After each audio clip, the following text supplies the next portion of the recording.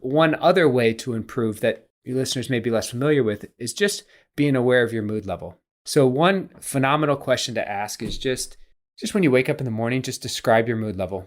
And multiple studies have shown that optimists live 7 to 15 years longer than pessimists, which is amazing because maintaining a healthy blood pressure, which every time you go to the doctor, they're checking your blood pressure, right? Adds about 4 years to your life.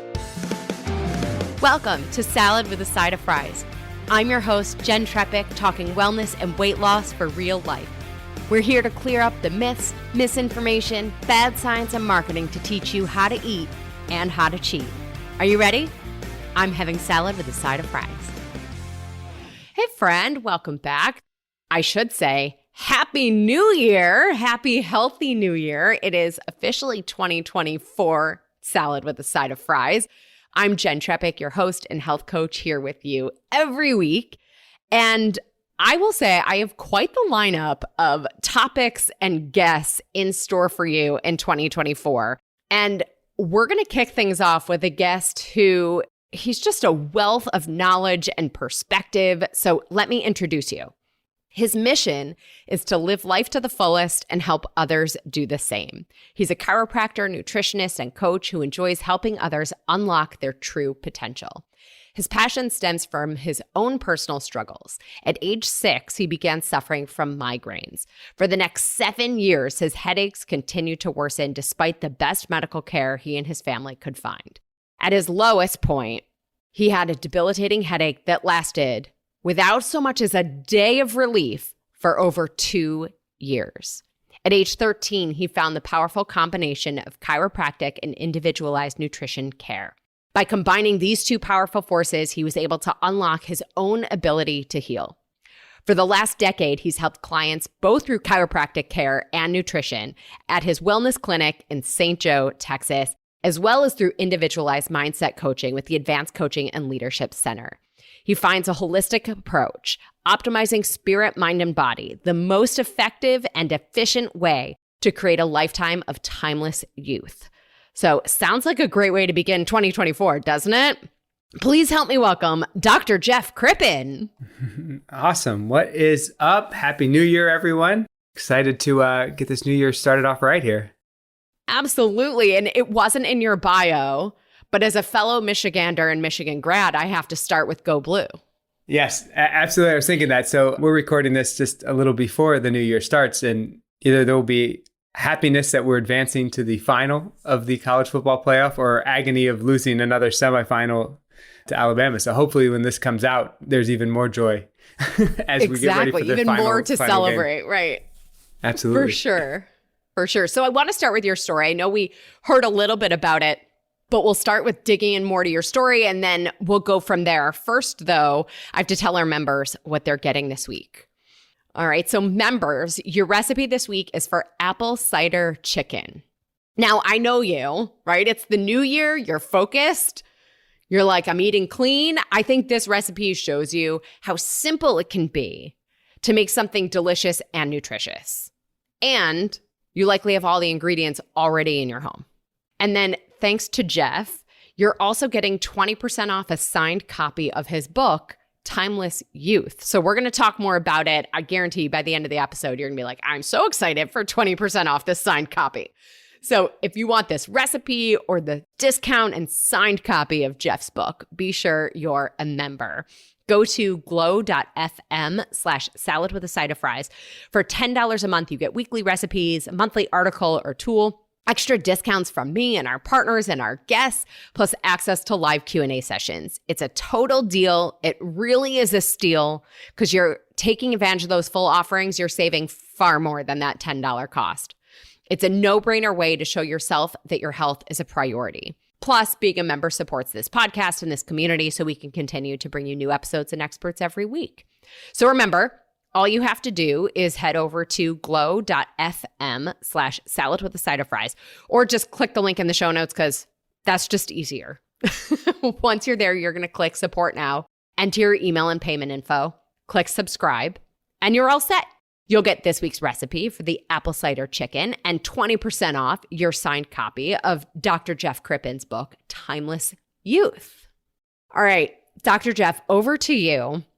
Like I said, we heard a little bit of your story. I can't even imagine having migraines at 6 years old. Like, did everybody just tell you, like, how can you still have a headache? Well, at that point, it was like, at the beginning, you just they started and they're just getting a little bit worse. And, there's not a lot of understanding of what's going on other than like, it's hard for my parents to relate because it's just like, oh, he says he's got a headache, but he looks fine. So you're kind of going through that and then, going through doctors and it's like, oh, here's some children's Tylenol, here's some children's Motrin, here's some Advil, here's some stronger prescriptions and then over the counter and then eventually prescriptions. And one of the things I remember through that time was everyone had an opinion. And it's like, oh, I know what's causing your headaches. It's coffee. And it's like, I'm 12. I don't think coffee's causing the headache. And then other people would say, oh, what's really good for headaches? Coffee. So I went through basically caffeine. Sometimes it's good, sometimes it's bad. The pediatrician going through the different drugs. And then the same thing with red wine. Some people are like, oh, red wine's good for headaches. It helps circulation. Other people say, oh, red wine, could be causing headaches. Like I'm 14 at this point. So, it's just, you're going through just sorting through the ideas people have or the nonsense a lot of times, or, all of it good intentioned, but, we're not one size fits all machines. So just because one piece of advice worked for their brother, sister's cousin doesn't necessarily mean it's right for you at that point. Totally. And then, at that point and any point, right? And I know people can relate even if it wasn't happening for them at, 6, 7 or 12 or 14. Yeah. And so how did all of this then lead you to becoming a doctor of chiropractic and a nutritionist and a coach? Yeah. So basically, so at its worst, as you said in the intro, I had a headache for 2 years. So every moment, every day, nonstop for 2 years. And this was through high school is kind of when that was time-wise. And I got to the point of like, I can't go on living like this. And I didn't really know exactly what that meant. I just knew that, whatever I was doing just like wasn't living, right? Or wasn't living in the way I wanted to live. So it was kind of like, I'm going to figure this out or else. And, didn't really want to think about what the or else meant, but it was kind of hit that proverbial breaking point. And, at this point I'd been going to, a dozen different doctors, tried a dozen different medications, neurologists, neurosurgeons, orthopedists, pediatricians, and, in different states and different clinics, and you're just trying stuff. And I got frustrated by a system that one couldn't tell me why I had the headache. So like they can't diagnose why I have a headache, but the solution after the doctor spent 5 minutes with me was take this drug or take this drug. So they had a solution, but they couldn't tell me the cause. So even in my early teens or early high school, that never fully made sense to me. Like how can you know the solution, but actually know what the problem is?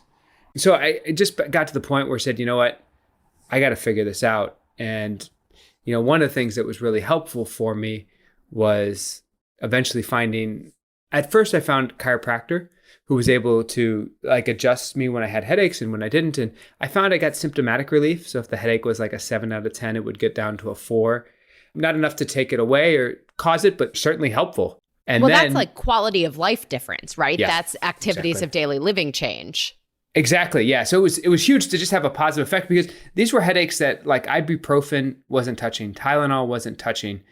There was a new group of prescription medications that came out in the early 90s, and it was like Imitrex and a whole other class of supposedly these headache medications that were going to change the world. And anyway, for me, they made the headaches worse. I had some of the worst headaches I had in my life taking it. So they weren't helpful. See, you go through a lot of things and it's just not working and failure. And then they put me on, one of the things they did was muscle relaxers. And another thing they did was low dose antidepressants as a preventative for the headaches. And, I've actually, that when I hit that dark moment in my life where it was like, I can't go on living like this, I was actually on an antidepressant. And I actually felt more depressed than I ever had at any point in my life.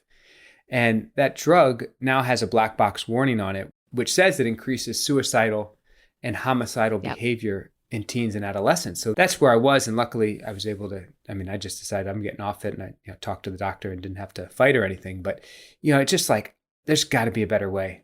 And, just kept searching, eventually found a chiropractor, did a lot of work with nutrition and just explained to me like rebuilding the body from the ground up and able to look at some of the underlying causes of headaches that was you're just grasping for straws, honestly, at the beginning. But that was the first time where the headaches stopped getting worse. And then, which was a huge improvement, because for years the headaches had just done nothing but get worse. And then they started to get better. And so then I started to get curious, like, what the heck is this? What don't I know? And kind of led me to dive into it. But that was just as a patient. How I ended up getting into this was I was actually on the track for business at Michigan, or I was in the school of kinesiology at one point. I wanted to look at working with athletes to manage their finances, because I was like, I love sports, I love business, and there's a whole bunch of athletes going broke very shortly within 5 years of their playing career. So like, there's a huge opportunity here.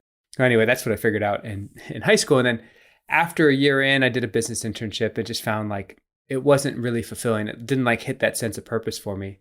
So that next semester, that third semester in college at Michigan, I looked at 13 different majors, including having no major and creating general studies and creating my own major, which they rejected because it was too practical. So anyway, I just went through this whole, so it's just like, which of course it was. Yeah, exactly. Which just reinforced all my precepts about the educational system and why I was thinking about dropping out at the time.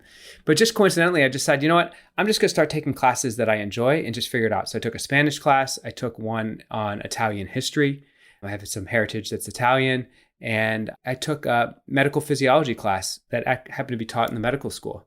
And I was taking it as an elective just because I was interested in, trying to figure out life. And, I'm there with a bunch of people who are pre-dental or pre-PT or pre-whatever, and they're pre-nursing, and they're stressed out and they're hating the class, and there's all this pressure around it. And I'm like, this is fun. It's like coming easy to me. It's like, it makes sense. And, I was still learning about myself. So that was kind of like one of those taps on the shoulders that said, maybe this is part of the answer of what you're looking for. And, with that, I decided, maybe I would really like to help others the way I'd been helped. And so my, third semester at college, changed my major, actually majored in Spanish, became pre-med, pre-chiropractic, did all the prereqs, and studied abroad a couple summers, got out in 3 years, and was ready to get on to the next chapter of my life. But it was basically searching for answers for myself and then just following my interest, which happened to be that medical physiology class in the medical school as an elective. That really was something I really enjoyed and a great opportunity. Yeah, good for you. That's awesome. And so, and now, you're coming to this with, for a lot of people in our space come to this through their own story. Sure. And so to be able to have both the perspective of the patient and the physician, is pretty unique. And so I'm trying to decide where to start, because your book is Timeless Youth. So part of me says, what did you figure out, right? Like, you went on this whole discovery process, and you start the book talking about how people are always looking for the fountain of youth, right? So bridge that gap for us between your searching and the fountain of youth and what you found. Yeah, great. Yeah, so the book's right here. So it's Timeless Youth, like the 5 truths of transformational wellness and holistic healing. That's kind of the subtitle. And even the title, Timeless Youth, is a play on timeless you. And basically it says all healing begins with you, or the most important truth in your health and in your life is you. So what I found was, I gave that story earlier about the coffee being the cause of the headaches, or caffeine being the solution, or red wine, or I slept with magnets under my pillow. I did acupuncture. I tried, Chinese herbs, and you just start all kinds of different things. And then you read something and someone drops off something at your house. So you're just trying stuff. And what I realized is, if you don't understand what health is, it's hard to get there, right? If you don't know where the destination is, it's hard to get there. If you don't know where London is, you're going to have a hard time getting there, right? And what health is so poorly defined in our country. It's often defined through the allopathic medical system as like the absence of symptoms or the absence of disease, which is great, but it's not health, right? If somebody's got elevated blood pressure and they take a drug to lower their blood pressure, just because their blood pressure is normal doesn't mean they're healthy, right? The cause of the high blood pressure was not a medication deficiency, right? Or in my headaches, if the Tylenol would have worked, right? The cause of headaches isn't a Tylenol deficiency, right? So you have to understand actually what is health. And that's kind of when that journey began, because, this is kind of where your podcast really shines in, because there's so much misinformation on there on actually what is health. And what is nutrition? Nutrition, I think, is one of the most difficult areas. Like, eggs are good or eggs are bad, or what about butter? And you're just going through this stuff, and it's just like, It's you listen to enough stuff. And I think it's designed to create so much confusion that at the end, you just want to give up and just say, you know what? Right. I'm just going to eat my Cocoa The Puffs. pharma's easier. Exactly. I'm just going to eat my Cocoa Puffs because, it doesn't matter. And if I can't figure out if an egg's good or bad, then I might as well just have this stuff that tastes good. And then you're off. And then you're kind of in that system for a while. So as I'm trying to figure things out, I needed like a framework to work through it. And one of the pieces that I found true was what's been true for a while? Like, what are those timeless principles that if we look across some of the healthiest cultures around the world, and what's been true for centuries or decades or millennia, not just what's the magic berry that's being promoted on Instagram and shipped from freeze-dried and shipped from halfway around the world recently. And that's really what I was looking for. And then through that whole thing, I'm testing it in myself first. And then for the last 12 to 15 years, I'm testing it in my patients. What gets results the quickest way possible? How can you help someone unlock their ability to heal? And because one of the things I found is you can't be sick and healthy simultaneously. It's real simple and real basic, but if you can either focus on making someone less sick or you can focus on making them healthier. And if you make them healthier, by definition, they're becoming less sick. So instead of working towards treating the disease or the symptoms, you work on creating more health. And as you do that, the proof is in the pudding, which is do the disease or the signs of disease or the symptoms go away? And how quickly can you do it? And how efficiently can you do it for the patient? And that's kind of what I've devoted, last 25 years of my life to is helping, first doing that for myself and then helping my patients. Yeah, and we'll dig into some of those 5 principles of the book, but I want to start here with saying, one of the things you say is health is the body's natural state. And I love that because it's, and what you said before of, you can't be healthy and sick at the same time, right? So in thinking about, the inherently flawed system that many of us are in, right, with Western medicine doctors, and this world looking at us, we're the brand new start of a year, right? It's now 2024. We're in this system. Everybody's looking for longevity and healthy aging and, addressing their issues and all these things. So if the body's natural state is health, what are a couple of the mechanisms that we can use to take some of those best first steps to get there? Yeah, great question. So I think it depends where someone is, because I think if there's one message I can impart, it's that the biggest problem with our healthcare system is we actually don't understand what health is. So it's just changing the operating system of actually understanding what health is and spending more time focusing on what is health rather than what does it take to create those symptoms. But I think to answer your question more concretely, I think one of the most ignored aspects of health is the intangible aspects. So I get into that. I call it the quantum principle or the power of no thing or the power of nothing. But, there was a study out of Oxford University that said the body is 100 times more sensitive to energetic stimuli than it is to physical stimuli. Okay, so what does that mean? It means the body's 100 times more sensitive to the vibes around us than it is to physical things like food and hormones. Right? So when we see studies talking about the power of prayer or the power of gratitude, I've heard you talk about the power of meditation, right? Some of that stuff has transformational effects on our health, but it's totally minimized in our traditional paradigm of health because it's not physical and it can't be touched. But I'll tell you, anybody here knows that to be true, right? It's like you walk into a dinner party and you see that one person and your heart just sinks. And you're like, oh God, you immediately feel worse. It's like, I do not want to talk to that person. I can't believe they're here. Why am I gonna have to do this? Your whole body will change just on seeing that person. You didn't eat something. You didn't hurt yourself, right? It's just all on that emotional response. Or the same thing that we can have this response where you connect with a great friend and you just finish this conversation. You feel more alive and you feel better and you feel lighter and you feel more relaxed and just oh God. Right? And that's the same thing. And in medicine, they call it the placebo effect, which is somewhere between 30 and 70% of people get better with an intervention that's approximately nothing. Right? In medicine, they're constantly trying to minimize that because that's a problem because the drug has to be more effective than the placebo. So the more effective the placebo is, right? The higher the barrier, the higher the hurdle the drug has to clear. But if we look at the fact that 30 to 70% of people can get better based on good communication, based on understanding, based on empathy, based on prayer, based on meditation, based on having a clear intention of what you want for your health, then instead of minimizing that, that could be something incredible to open up, especially when, the number one cause of bankruptcy in the United States is medical bills, right? So yeah. I think we can go into a whole bunch of practices in that area, but that's the area that's, I think, just totally ignored and a huge area of opportunity for all of us. Absolutely. First of all, it's like you are in my mind and in the plan. So this whole piece of like the energetic elements, it's coming back in another episode in January. So is the finances situation, coming back in another episode in January. So we're like completely on the same page. Right. Yeah. But what do you mean by nothing or no thing? And what's one way, like, is it meditation? Is it gratitude? Like, what's one tangible thing we can do to start harnessing that principle now? Yeah, great. So let's define exactly what that is. So where that came from was some of the early work in quantum physics. So just on a real basic standpoint, there was a model of the atom. So I remember when I was in 5th grade, I had a teacher, her name was Mrs. Stanzik, and she asked us to make a model of an atom.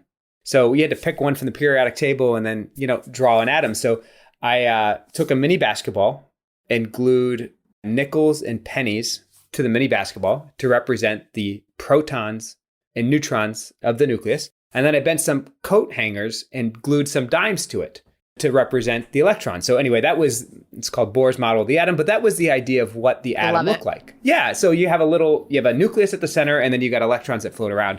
The only problem with that is it's actually not what the atom looks like, right? The only problem is it's actually totally false. Like, to the point that the whole nucleus of the atom, what I used a mini basketball for, was the size of a kernel of corn. The closest electron would be 2 football fields away.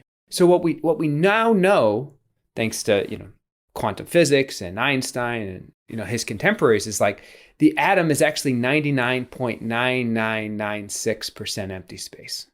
Although it's not empty, right? It's actually full of energy. So, I'm standing on the floor, I have a standing desk here and a table, and, those things are made from electrons, made from atoms, which are 99.9996% empty space, but they feel really solid. So we've got this paradigm of like these atoms as little Legos. So what the lesson is actually the body's made of energy, right? Because the body's made of atoms. But those atoms in the body are 99.9996% empty space as well. So the body's made of energy. So how do we apply that? And I think we go back to your question. So what's the best way to apply it? I think there's actually a number of ways to apply it, which I think is phenomenal. I'll give you one. So we mentioned gratitude. So that's something I do every day. I think it's phenomenal, just doing a daily gratitude procedure. And a few questions I do, or what are 10 things that I'm grateful for, that I value right now? And another one is, what does someone else do for me that I value and I'm grateful for, right? Just put my attention on what's positive. And one of the things that's been cool about gratitude is there's been studies that show it improves atrial fibrillation. So like nobody says, I'm going to do a gratitude process because it's going to improve my heart function or heart rate variability. But the effects are, it actually improves the results that somebody gets from exercise, as an example. And then meditation and prayer have phenomenal effects. But what I wanted to get into was one other way to improve that your listeners may be less familiar with, is just being aware of your mood level. So one phenomenal question to ask is just when you wake up in the morning, just describe your mood level. And multiple studies have shown that optimists live 7 to 15 years longer than pessimists.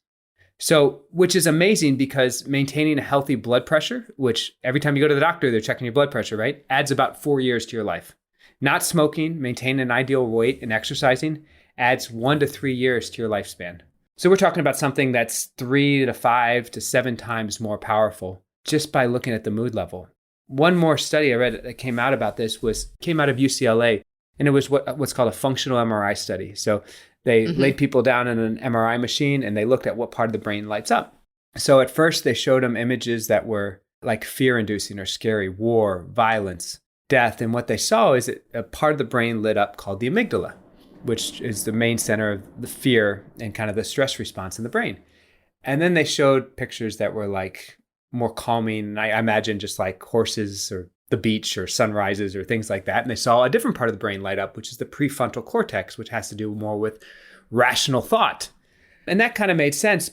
But then what they asked them to do is they showed pictures of the first group of violence and war and death. And they asked the person to name the mood level they were feeling. I feel scared. I feel angry. I feel hurt. Whatever came up. And what they saw is a shift in the physiology of the brain from the amygdala, the stress response calmed down, and the prefrontal cortex, or the rational part of the brain, lit up. So what they saw is just naming the mood or naming the emotion changed that automatic stress response that happens to it. And I think that's a really important message, because the message isn't that your life will not have stress. And if they're listening to this, and don't buy the book if that's what you're trying to figure out, because I will not promise you that, right? Because that absolutely will not happen. But I think what's really valuable is, can we develop the tool set to help our body, or to help us manage the stress and get as much benefit out as we can and handle it? Because stress is an endemic part of life, but we can change our physiology or change our response to it by not getting stuck in the mood. It's like lock yourself in the bathroom of your house and try to describe the whole outside of your house or your apartment. It's very difficult to do. But if you can step outside the house, then it's easy to describe what you're looking at. But the point is, you're outside it, looking back at it. And that's what the participants in the study were doing. In order to describe the mood level, they actually had to step outside of the fear, or outside of the anxiety, or outside of the hurt, to look back to be able to describe what they were feeling. And just by doing change from them being stuck in it to being able to look out it, and it changed what part of the brain's lighting up and changed the function of the nervous system as well. Oh, I love it so much. And we'll do more of this stuff too, of connecting sort of the thoughts to the physiology and everything that's happening. And I want to get into more of your principles for timeless youth and restoring our bodies to the natural state of health. Really quick though, let's take a break for our partner from this episode. And I'm commandeering this real estate again, because I want you to know what I'm making available to you all this new year. So right now, you can enroll in the 2024 Resolution Revolution. This is the perfect plan to help you keep your resolutions. It's a 6-month group coaching program where we were meeting twice a month to keep it manageable and easy to fit into your life. You'll start with a one-on-one intake, so I will give you a personal menu plan, and then you'll be ready to rock and roll with the group when we begin on January 23rd. Now, when you click the link to learn more, you're going to see that you have 2 package options to choose from. One is a weight management package for everybody looking to shift their body composition this year, remove fat, enjoy their clothes fitting even better. And then the other package is for optimal health. This is everybody who says, I know there's a lot of stuff out there. I don't necessarily know what I need. Help me, get started. Help me hone the drawer of supplements that I have, the pantry full of things. What do I actually need? And then that's also going to help you have more energy, feel better, not need coffee every day. So all those things, that's going to be your optimal health package. And I promise you, from both sides, you'll see the benefits of each one. And I created each of these packages based on over 16 years of experience working with clients on nutrition, supplementation, and wellness. These are the regimens that I know work. And then I also have to tell you, it's the most economical coaching package I have ever offered. And it's not too late for you to get in on this plan that begins January 23rd, 2024.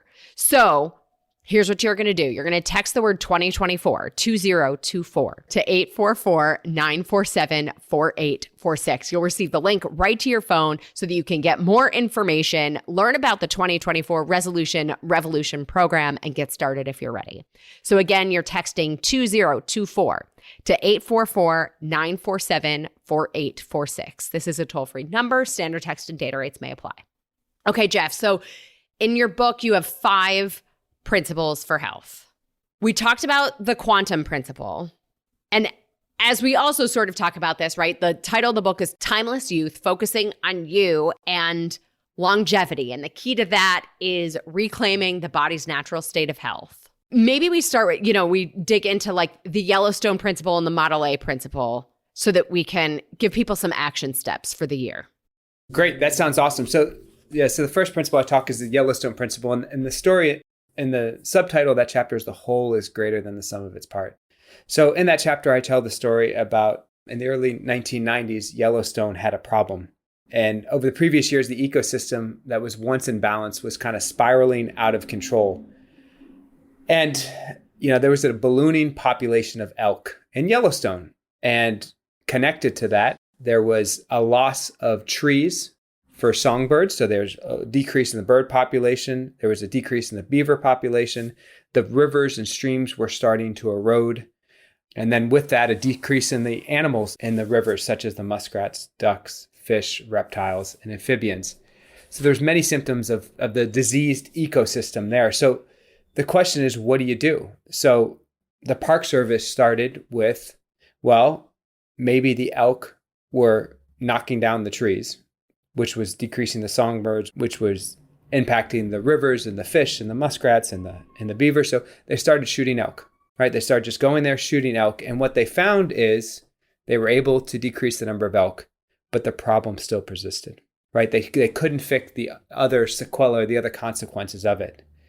So you had to look at the history of Yellowstone to see, and what happens in 1930s, they actually started to remove the wolves from Yellowstone. And they removed them over the next 10 years or so. And over that time, it changed the whole ecosystem, right? So Yellowstone is a national park. It's 2.2 million acres spanning parts of Wyoming, Montana, and Idaho. So it's huge. So what the service did is 14 wolves were reintroduced in 1995 and 17 more in 1996. So a total of 31 wolves in this 2 million plus acre park.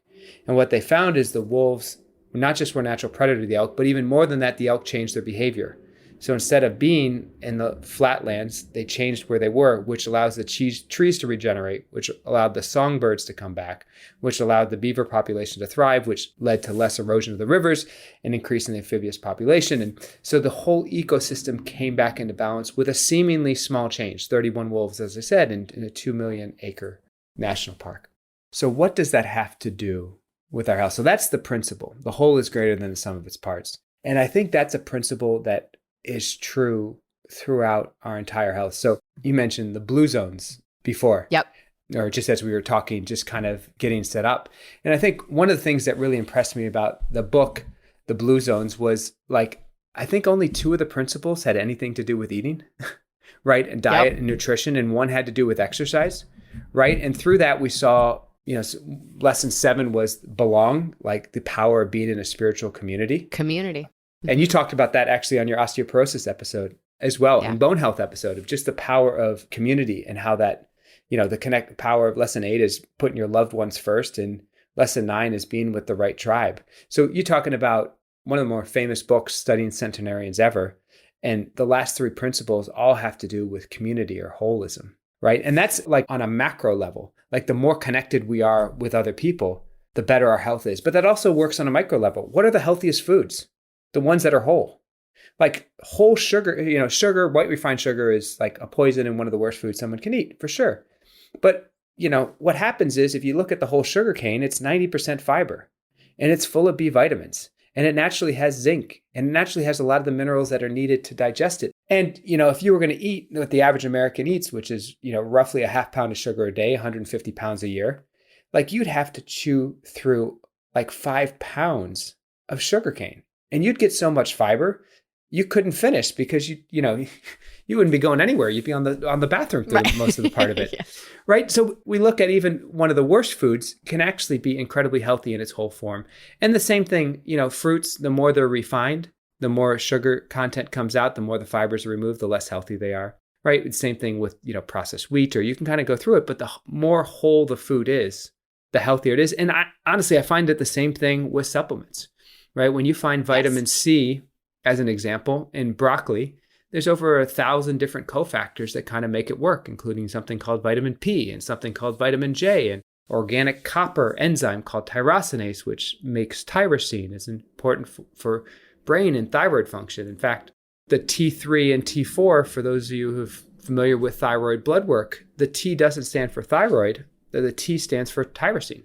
So it's T3 is tyrosine with 3 molecules of iodine, and T4 is tyrosine with 4 molecules of iodine. And you go through that process. But anyway, whole food vitamin C actually has tyrosinase in it. So you can go through all of those, and it's in a copper-based enzyme. So you go through supplements that are concentrated foods are so much healthier than, synthetic vitamin C or ascorbic acid, which often comes from, genetically modified cornstarch is where they made it from. So it's a principle of holism that works on so many different levels. And one final example that's often like super obvious to people is if you have a plant and the leaf turns brown, what do?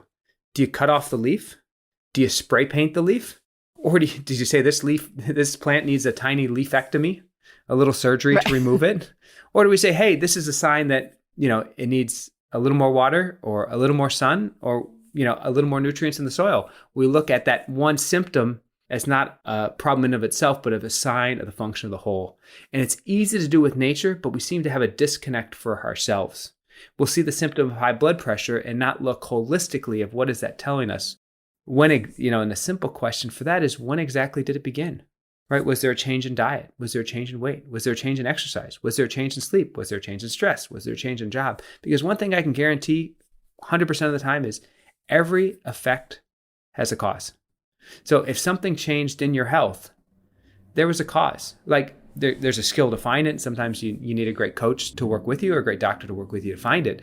But every effect has a cause. And if we can get out of this narrow mindset of it has to be a certain subset of things, and we can look more holistically, recognizing things like prayer and spiritual community and moving and the loss of a loved one and, changes in jobs and having a sense of purpose or losing that. All those things can affect our health. If we look more holistically at that, we can actually be better able to find the exact cause, which means we can be better able and more efficiently and effectively address that. Yeah, I love it. And, you're starting to talk about the lab work, right? And there's, the lab work can get into sort of, right, the acceptable ranges versus optimal ranges. And so certainly for people to find out for themselves with their practitioners, what's best for them. And I suppose that's the Model A principle, right? Model A principle is essentially, right, I often say, right, there are elements of this that are innately human. Yeah. And then there are things that are very individual, So the Model A principle is that we're not all the same, right? And so what are the kinds of things that you do with your patients to help identify those individual factors? Because again, I picture everybody listening early January going, I'm hearing 85 different things of what I am supposed to do in this moment, back to the coffee of causing or curing the headache, Yeah, this was something I struggled with for about 10 years because I would see patients and some of them would not need any B vitamins and some of them would be under a tremendous amount would do better with higher amounts of a B vitamin. And again, when I'm talking about B vitamins, I'm not talking about what you can find at the store. I'm generally talking about concentrated foods rich in B vitamins, things like liver, nutritional yeast, sweet potato, beet. Those are kind of some great B vitamin rich foods, or the brand from rice.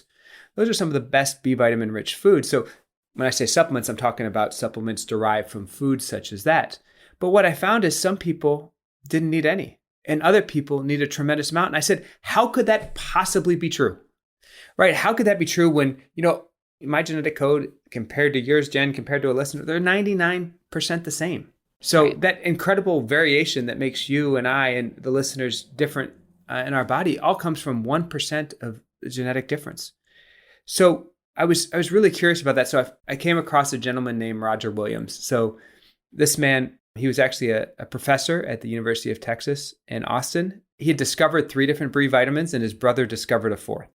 So this guy's like, he knew what he was talking about in that area. And like, if he looked at across his career, if he looked at one principle that he thought was the most important to communicate, it was what he called biochemical individuality. And he actually wrote a book with that title. And so what he talks about in that book is individual nutrient requirements can vary up to 75 to 100x person to person. So the amount of B vitamins you need or your listeners might need versus what I need can be not just 7 times or 10 times different, but a factor of 100x. based on a whole bunch of different things. And I'd say a little bit of that genetics, probably 3 or 5%, but a huge part of it's lifestyle. And to go back to that quantum principle, a huge part of it can be non-physical. So if we give the example of B vitamins, what causes the body to deplete B vitamins? So the way I think about it, there's 4 things that are really key in that. The first one is alcohol consumption, right? Your body needs B vitamins to detoxify alcohol. The more alcohol someone drinks, the more they're going to use up the B vitamins. Just like if you drive your car, 1,000 miles, you need to fill up gas a little more. So that's one, alcohol consumption. The second one is sugar, right? White refined sugar requires B vitamins because white refined sugar is a fractionated food. You need to put it back together, and you need the B vitamins that are the cofactors that help you turn it to energy. So that's a second one. The third one is stress, right? The more stress someone's under, that's a different form of driving your car 1,000 miles, but you're still stressing out those B vitamins, and you're forcing that, anyone who's had that experience of just sitting in bed at night and the mind just racing, you got the hamster wheel that just won't stop. Like that's what's happening. Instead of being able to sleep, you're just burning up energy. It's like running your car all night, not turning it off, right? So that's the third one. The fourth one is probably less common for a lot of people, but it's actually in severe like endurance athletes. They can actually develop something called exercise-induced cardiomyopathy, which is basically a flabbiness or an expansion of the heart that you get from extreme exercise. Think, ultra marathoners or real long endurance races. And again, you don't have to get it, but if you're doing a lot of exercise, that's another stressor on the body, although a stressor with certainly a lot of benefits. But those things deplete B vitamins. So anyway, depending on where we fall on that, if we drink a lot of alcohol or eat a lot of sugar or under a lot of stress or do a lot of heavy endurance exercise, those are things that can all increase the needs for B vitamins in the body, right? And it's actually the same thing with zinc or the same thing with iron. And, you can look at a woman who's menstruating, obviously, is losing iron, where somebody has an internal bleed versus, we have different abilities to hold on to iron. And it's called hemochromatosis, especially in men and women, kind of postmenopausal, but especially in men. And you can look at genetic differences that are responsible for that. And then you can look at pregnant women, which basically need more of everything, right? So there's incredible variation in looking at each of those nutrients. So the idea of this one-size-fits-all food pyramid, right, is basically one size fits none. I think one-size-fits-all recommendations are roughly like a rain poncho, which means they'll kind of work, but like when's the last time you put a rain poncho on and said, oh, this thing really fits, like it makes me look good in this rain poncho? It's nonsense, right? So that's a lot of it with one size fits all recommendations. So when I read that and I saw Roger Williams go into the studies and actually talk about that, and there's actually incredible anatomical variation, like the first 2 inches of the blood vessels coming off the heart, as an example, can have something like 13 different configurations of the arteries. And we think of something as normal as a heart, right? But it has incredible different variations to how that works. And you can look at, the piriformis muscle and the sciatic nerve, which a lot of people say, oh, I have back pain because of that. It can run through the sciatic nerve. It can run above it. It can run below it. It can run around it. There's different variations on how that does. So the idea that we have this one size fits all body and we can make assumptions is not true, which becomes a problem when our medical system basically runs as a factory, right? It runs as a 3 to 5 minute visit with a doctor, and they're making a decision and moving on. If everyone was one size fits all, if you and I and your listeners were the same, then you can make assumptions in 3 to 5 minutes, know exactly what's going on, and solve problems. But when there's so much individual uniqueness between us, when we start making decisions, assuming people are one size fits all, when they're actually not, we create a system that's causing more harm than benefit. And that's where we are now. And so what are some things that somebody might be able to do to identify their personal best first step of 2024, let's say? That's great. I would say pick up the book. Right. and I say that, a little bit jokingly, but also because I really think, I spent 5.5 years writing the book and a lot of weekends. And the reason I did that was because I wanted to have a reach and be able to help people outside the office. And when I really looked at what's the most important thing for health, it's not which, magic supplement to take or what's the new hottest food or the new trendy diet that's on the bestseller list. It's actually understanding why we need to do that for health. So that would be part of my answer for that. And I think in addition to that, it would be applying some of the principles in here, either yourself or working with a great health coach like yourself or a practitioner, and having someone who can help you see the blind spots. But, if you want to look specifically at diet, the question is, how do you find out what you do best with? So blood work will certainly tell you a lot. Some of the blood work I like to look at, and you talked about, really, you were alluding to functional ranges versus kind of normal ranges, right? I'm sure your listeners know, but most of the normal ranges, the way they're set up is 95% of the people are normal. So 2.5% on the high end are abnormal and 2.5% on the low end are abnormal. So if you sit outside your average hospital and want to be the average of 95% of the sick people that get blood work, it's not a super high bar to get. And, you'll be the average of them, which means you won't be that healthy yourself. But there are optimal ranges you can look through. So, one of them is, blood sugar roughly can go 70 to 120, 125, depending on the lab. Fasting glucose, where an optimal is somewhere around 80 to 85. So you can look at that and you can know if you're in the mid 90s or higher, that we've got to make some changes on how your body's handling sugar and how your body's processing it and the amount of sugar you're eating and what turns into sugar. And then you can follow that up with a hemoglobin A1C, which is a 3 to 4 month average of that blood sugar.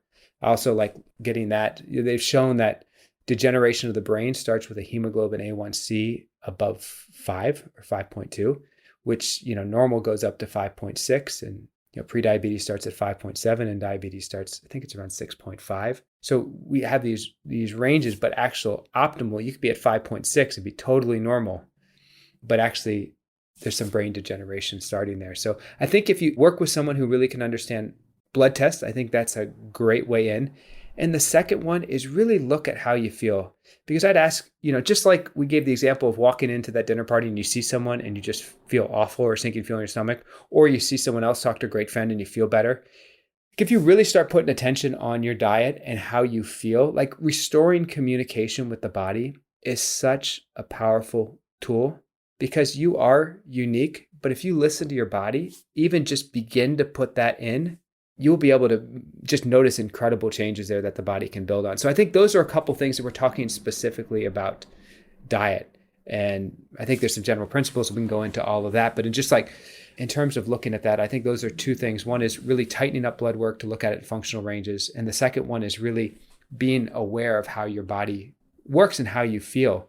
And anyway, there's a lot more. We can go down either one of those rabbit holes if you like. Yeah, I know. I may have to have you come back for us to talk about like muscle testing and things like that.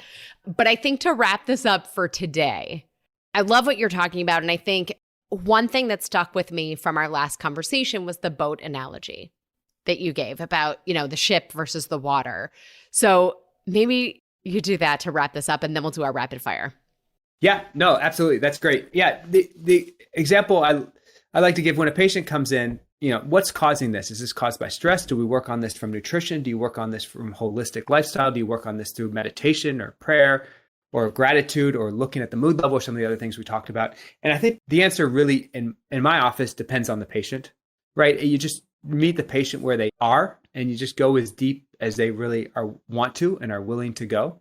So the example I like to give the patient is stress is like the waves of the ocean, and your body's like the boat. So we could do one of two things. We could calm down the stress, calm down the waves, or we can strengthen up the boat. So how do we strengthen up the boat?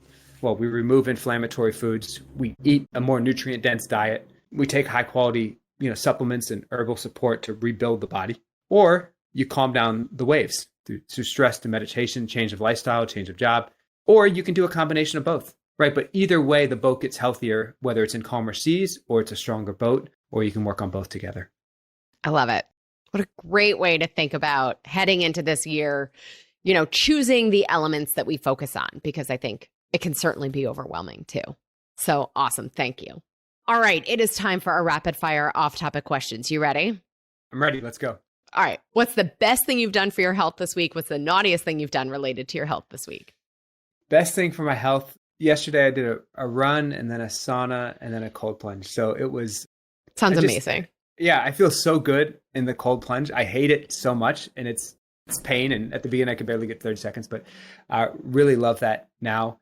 The worst thing was I probably pushed it a little too far in the sauna and got a little lightheaded, and then celebrated an anniversary and had some homemade sourdough bread, which was not the worst thing, but incredibly delicious. So that was delicious. Probably the best. Congratulations on your anniversary. Yes. Thank you so much. All right. If you weren't a chiropractor, nutritionist, and coach, what would you do? Yeah, good question. Probably one of two things. I think either a constitutional lawyer, like I'm just fascinated by that, or some kind of pilot, like fighter pilot, astronaut. I think those are like astronaut was one of those dreams as a kid that I'd never fully given up on yet. So I think one of those two things. And that could still happen now, right? Tourism in space. I've thought about it. Yes. Yeah, right. Absolutely.